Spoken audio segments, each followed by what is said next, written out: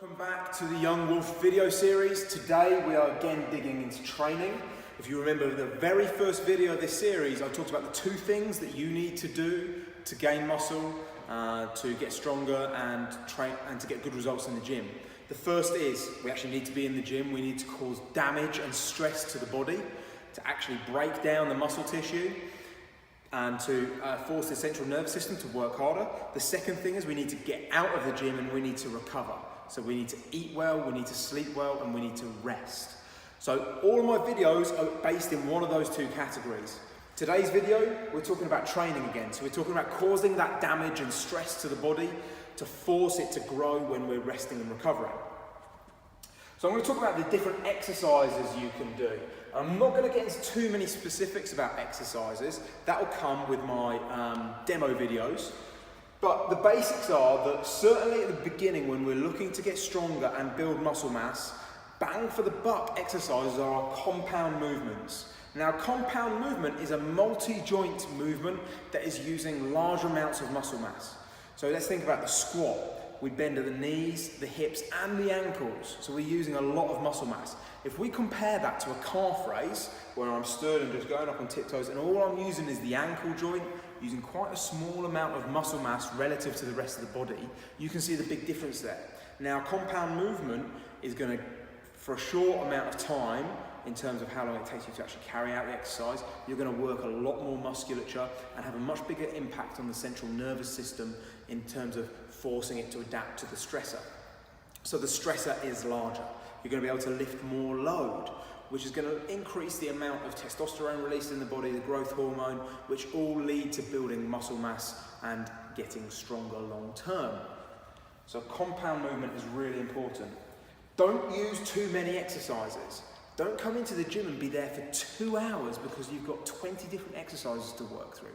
Yes, there are a lot of variations of bicep curl out there. There are a lot of variations of deadlift, etc., but really we want to be focused and we want good quality work. So we don't want to let the intensity drop too low, because if I'm here for 2 hours and I'm on my 12th exercise, I've had to have a protein shake and a bar because I'm so exhausted through the middle of it, that's probably not the best thing. Maybe when you're a very advanced athlete or a high-end intermediate athlete who's been training for 10 or 12 years, you might need to sometimes train like that. But for now, we're aiming this at people who are just getting started in the gym, been training a short period of time or a couple of years, and we're thinking about getting the most bang for the buck out of an hour to an hour and a half maximum of training. So don't use too many exercises, don't make it too complicated. We want to have balance. So we want to have a balance between the different planes of movement in the body. Very basically, they are upper body pulling, horizontal or vertical, upper body pushing, horizontal or vertical. So an upper body pull exercise that was horizontal would be any sort of rowing movement. Horizontal pulling that is vertical is any sort of overhead pulling movement. So pull-ups, lat pull-downs, that good stuff. Upper body pushing, same thing. Horizontal is push-ups, bench press, incline bench press, and a vertical would be overhead pressing. Lower knee flexion and lower hinge, they're basically the opposites in the lower body. So a lower hinge would be deadlifts, Romanian deadlifts, anything where we're basically flexing at the hip.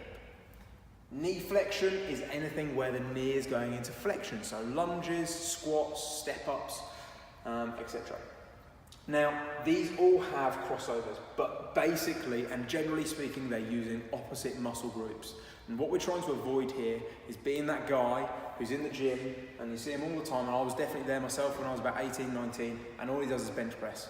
And he's just like this, okay? It's gonna lead to injuries, you're not gonna look that good, and you're not gonna be functionally that strong. So if you guys are out there and you're playing sport, it's really important that you have balance if you want to avoid injury and be as effective as you can on the rugby pitch, football pitch, whatever it is. So those are the 3 points I would talk about as your basics for exercise. Compound movements, using lots of muscle groups, lifting heavy loads. Don't use too many exercises, don't make it overcomplicated, okay? Keep it simple, stupid, all right? Remember that phrase and you'll go a long way in the gym. And then balance at the end to make sure you're not injured, that you look good, and that you're actually effective in terms of the strength you're building. That's all for today, talking about exercise. If you've got any questions about what I've covered today, let me know. Drop me a message on Instagram or drop me an email. Follow the channel if you want to find out more. I'm going to be digging into more depth in the exercises. I'm actually going to be doing demo videos with explanations for a lot of different exercises so that you can train safely in the gym if you don't necessarily have a coach or someone to show you how to train properly. So follow me on Instagram, tom.mcpartland.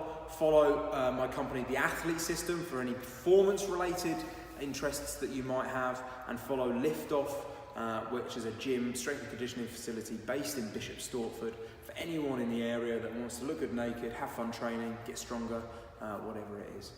Thanks for watching, and I'll see you on the next video.